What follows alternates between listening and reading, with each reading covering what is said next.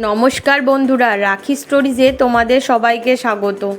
আজ আমি আরেকটা নতুন রেসিপি নিয়ে চলে এসেছি, ফুলকপির রোস্ট। তোমরা বাড়িতে অনেক রকমভাবে ফুলকপির রোস্ট বানিয়ে থাকো, একবার এরকমভাবে বানিয়েও খুব ভালো লাগবে। অল্প তেল মশলাতেই এই রেসিপিটা হয়ে যায়। তার আমি আগের থেকে ফুলকপিগুলোকে কেটে গরম জলে একটু ভাপিয়ে নিয়েছি। তারপর কড়াইয়ে তেল দিয়ে তাতে ফুলকপিগুলোকে দিয়ে হালকা নাড়াচাড়া করে নিচ্ছি। ফুলকপির রোস্টের জন্য খুব বেশি ভাজার প্রয়োজন হয় না, হালকা ভাজা হলেই হয়ে যায়। এরপর ফুলকপিটাকে আলাদা পাত্রে তুলে নিয়ে আবার ওই কড়াইয়ে আরও খানিকটা তেল দিয়ে দিয়েছি। তাতে তেজপাতা, গোটা গরম মশলা ফোড়ন দিয়ে তাতে আমি আদা বাটা, টমেটো বাটা করে রেখেছি।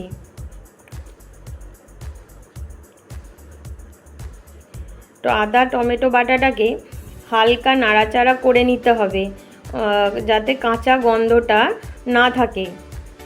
তারপর হলুদ গুঁড়ো,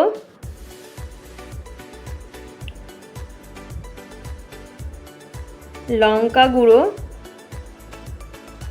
দিয়ে দিয়েছি, খানিকটা নুন, চিনি আন্দাজ মতো দিয়ে আর একটু নাড়াচাড়া করে ফুলকপিগুলোকে দিয়ে দিয়েছি। ফুলকপিগুলোকে হালকা নাড়াচাড়া করে নিতে হবে, যাতে সবটুকু মশলা ফুলকপির মধ্যে ঢুকে যায়।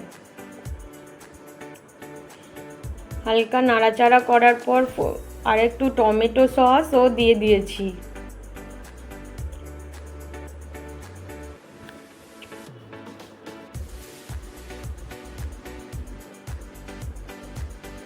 টমেটো সস দেওয়ার পর হালকা নাড়াচাড়া করে নিচ্ছি।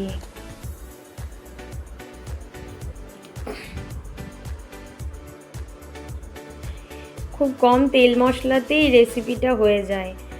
আর আমি আর একটু জল ঢেলে দিয়েছি, যাতে ফুলকপিগুলো একটু সেদ্ধ হয়ে যায়।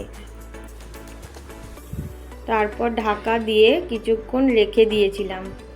এরপর পোস্ত বাটা দিয়ে দিয়েছি।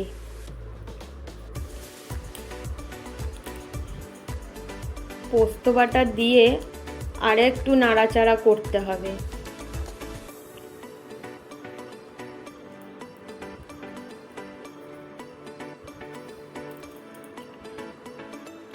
সব কিছুর সাথে খুব ভালো করে মিশিয়ে নিয়ে তারপর আর একটু চাপা দিয়ে রাখতে হবে।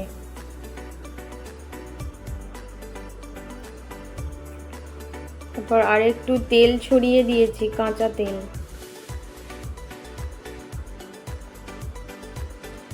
লাস্টে নামানোর আগে ঘি